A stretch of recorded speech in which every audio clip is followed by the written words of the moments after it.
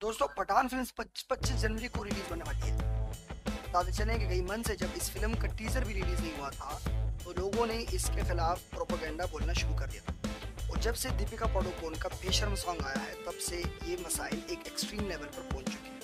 ये पूरा हंगामा इसलिए किया जा रहा है ताकि ये बताया जा सके कि फिल्म के अंदर मजहब के नाम को गलत इस्तेमाल किया गया। ये पूरा हंगामा #बायकॉट बॉलीवुड के ट्रेंड के अंदर चल रहा है। ये सब इसलिए हो रहा है कि इनका ख्याल है कि बॉलीवुड फिल्म्स अब हिंदू फोबिक हैं। पूरी बॉलीवुड इंडस्ट्री हिंदू के खिलाफ है, वो बॉलीवुड पर अटैक करती है। पठान पहली फिल्म नहीं है जिस पर ये इल्ज़ाम लगे जा रहे हैं, बल्कि इससे पहले भी कई और फिल्म्स जिन पर ये इल्ज़ाम लगभग लग चुके हैं, वो जिसमें शामिल है लाल सिंह चड्ढा, शमशेरा और कई मूवी शामिल है।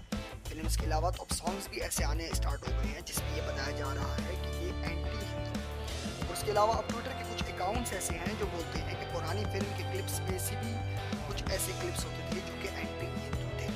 बहुत पुरानी फिल्म्स यानी 1980 से पहले की फिल्म में भी यही बात हो रही है और लोग सीन्स और क्लिप्स काट काट कर अपने सोशल मीडिया पर शेयर कर रहे हैं और बता रहे हैं कि ये एंटी हिंदू है। दोस्तों अब ये बात जानते हैं कि ये कंट्रोवर्सी शुरू कब हुई।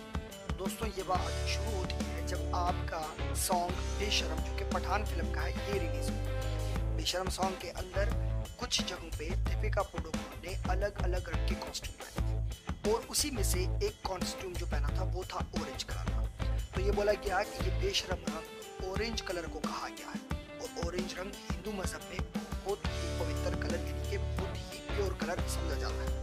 दोस्तों यहाँ एक बात और भी आपको बताते चले कि ये बाइकॉट का ट्रेंड आता है तो बीजेपी पार्टी वाले बहुत एक्टिव हो जाते हैं।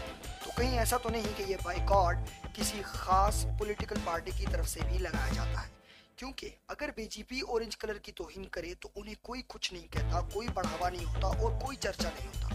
लेकिन अगर यही तौहीन किसी और तरफ से आए तो सबसे पहले बीजेपी और आरएसएस वाले एक्टिवेट हो जाते हैं। जब बात आती है कि खान से पर तो हर किस्म के लोग अफेंड भी हो जाते हैं और लोग उंगलियां भी उठाने लग जाते हैं। शाहरुख खान एक ऐसे एक्टर हैं जिन्होंने एक हिंदू एक्ट्रेस होरी से शादी की है। एक ऐसा इंसान जो मंदिर भी जाता है और मक्का भी जाता है, ईद भी मनाता है और दिवाली भी मनाता है। अपनी फिल्म्स में इन्होंने बहुत से हिंदू रोल्स प्ले किए हैं और वो फिल्म बड़ी स्क्रीन पर बहुत ही कामयाब रही है, जैसे कि राहुल, राज और कहीं और सारी फिल्में। लेकिन कुछ फिल्मों में इन्होंने मुसलमानों के भी रोल प्ले किए हैं, जिनके अंदर चक दे इंडिया और माय नेम इज खान जैसी फिल्में शामिल हैं।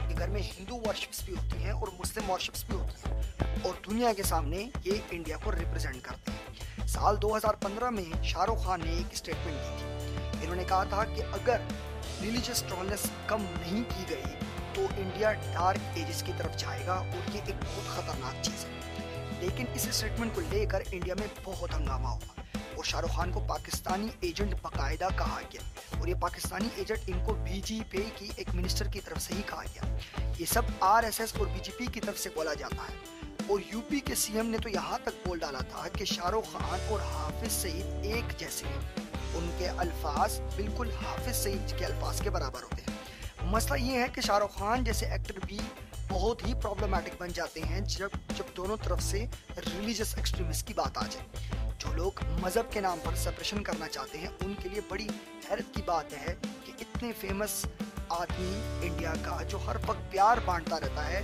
लेकिन जब कोई थोड़ी सी भी हरकत में आ जाए तो सबसे पहले वही प्रॉब्लम का बहुत बड़ा शिकार बन जाता है। चलें एक मिनट के लिए मान जाते हैं कि ऑरेंज कलर बड़ा इंपॉर्टेंट है हिंदू मज़हब में और इसकी तौहीन भी बार बार हो रही है। तो आप क्या समझते हैं, तो फिर कौन सा कलर इस्तेमाल करना चाहिए? Blue colour? अगर ब्लू कलर इस्तेमाल